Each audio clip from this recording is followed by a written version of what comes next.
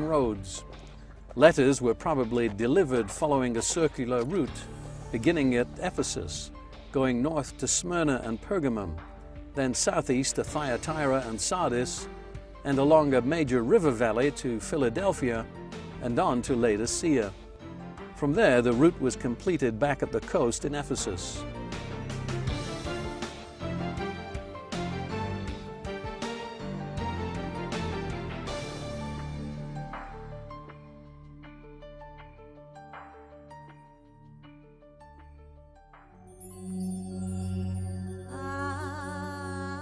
Ephesus was one of the crossroads cities of the Greco-Roman world. For centuries, it had been at the end of the royal road connecting to the Far East, its port facilities making it a wealthy cosmopolitan center. Because of its location, travelers from Rome and Palestine often included a stop in the city.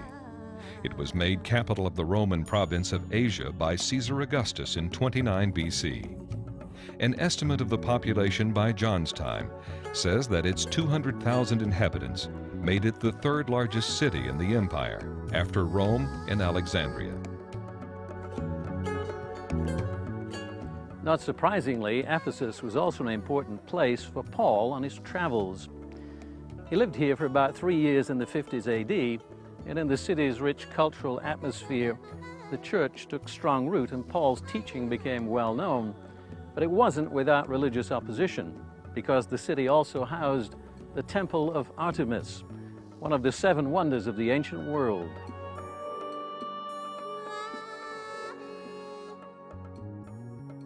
Visitors arriving at Ephesus by sea would catch sight of the magnificent temple dominating the shoreline to the north of the present city. According to the Roman author Pliny, it took 120 years to build and was more than 3 times the size of the Parthenon in Athens. Of its 127 columns, only a few remain now in other buildings. 4 of them, made from green jasper, provide major support inside the Hagia Sophia Museum in Istanbul.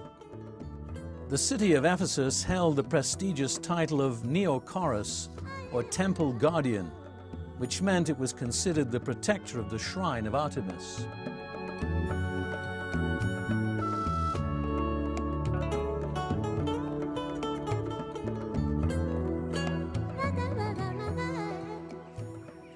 Here in this low-lying area is where the Temple of Artemis once stood until destroyed by the Goths in 262 AD. It was the reason so many visitors came here, including Roman emperors.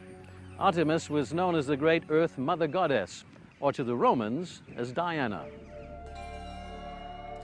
Artemis was a goddess of fertility, depicted with either multiple breasts or a collection of bull's testicles, symbolizing life and vitality.